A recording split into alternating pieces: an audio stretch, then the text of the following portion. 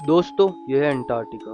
यह दुनिया की सबसे ठंडी जगह। यहाँ का टेम्परेचर कभी कभी -90 डिग्री से भी नीचे चला जाता है और यहाँ दुनिया की सबसे तेज़ हवाएं चलती हैं, जो बड़े बड़े तूफानों से भी तेज़ होती है। अंटार्कटिका दुनिया के नीचे का हिस्सा है, जो पहले कभी ऊपर हुआ करता था, लेकिन कुछ ऐसा हुआ कि वह हिस्सा टूट कर नीचे आ गया और बना दुनिया की सबसे ठंडी जगह। तो दोस्तों, आज की ये वीडियो अंटार्कटिका के ऊपर होने वाली है।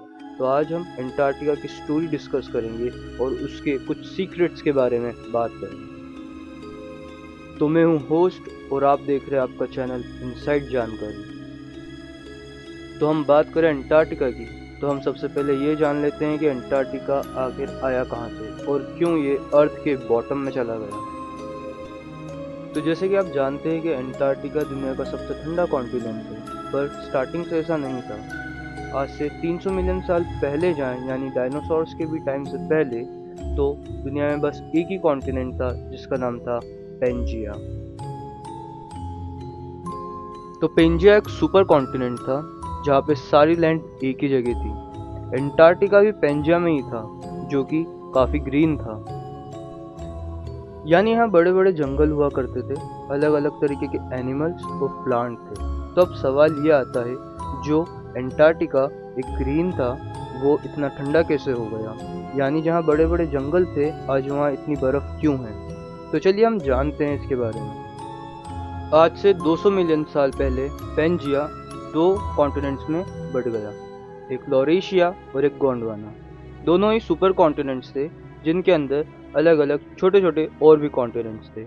लॉरेशिया के अंदर नॉर्थ अमेरिका, यूरोप, ग्रीनलैंड और एशिया था। वहीं गोंडवाना के अंदर south America, Africa, Antarctica, Australia, Arabian peninsula और इंडियन सब कॉन्टिनेंट्स थे। तो बात करें अंटार्कटिका की, तो ये पेंजिया से अलग होने के बाद कई मिलियन सालों तक गोंडवाना में ही था और वहाँ उस टाइम पर डायनासोर्स भी रहा करते थे। अब साउथ में जाने के बाद अंटार्कटिका के टेम्परेचर एक्सट्रीम होने लगे और वो धीरे धीरे बर्फ़ से ढकने लगा। तो दोस्तों, ये कहानी थी अंटार्कटिका के बनने की। अब हम बात करेंगे कि अंटार्कटिका को डिस्कवर कैसे करा। वैसे अंटार्कटिका कई मिलियन साल पहले ही बन चुका था, लेकिन इंसानों ने इसे बहुत लेट डिस्कवर करा।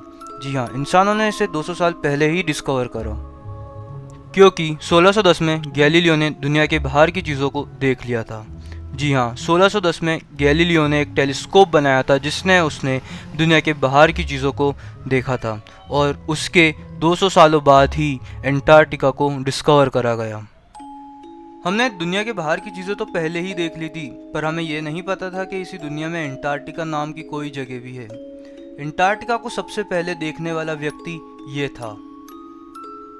अब इसने अंटार्कटिका को कैसे देखा, यह जानने से पहले हम समय में थोड़ा पीछे चलते हैं, जहां हम जानेंगे कि लोग अंटार्कटिका के बारे में क्या क्या सोचा करते थे। अंटार्कटिका 1820 में डिस्कवर हुआ, पर इसका मतलब ये नहीं कि लोग उसके बारे में जानते नहीं थे। ह्यूमंस ने कई साल पहले ही अंदाज़ा लगा लिया था कि अर्थ के बॉटम में भी एक कॉन्टिनेंट छुपा है, जहां पर जाना बहुत मुश्किल है। एंशिएंट फिलोसोफर एरिस्टोटल और एंशिएंट फिलोसोफर क्लैडियस ने यह तक कह दिया था कि अगर अर्थ के ऊपर लैंड है तो अर्थ के बॉटम में भी लैंड होगा, ताकि वो अर्थ को बैलेंस कर सके। पर साइंस ने बाद में इसको मना कर दिया, क्योंकि पेंजिया के टाइम पे भी सिर्फ एक ही कॉन्टिनेंट था और अर्थ उस टाइम पे भी बैलेंस रहा करता था। अब लोगों को अंटार्कटिका के होने का डाउट पहले से था, तो उन्होंने उसको एक नाम दे रखा था, जो था टेरा ऑस्ट्रेलिस इनकॉग्निटा।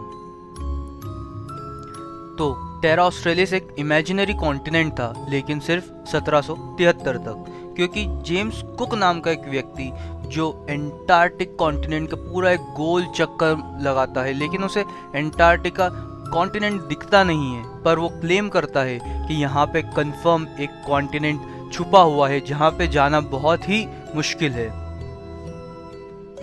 अंटार्कटिका के बारे में और भी कई बातें हैं, जो इस वीडियो में अभी पूरी नहीं हो सकती, तो हम इस वीडियो का एक और पार्ट लेकर आएंगे, उसमें हम पूरी वीडियो को और अच्छे से डिस्कस करेंगे।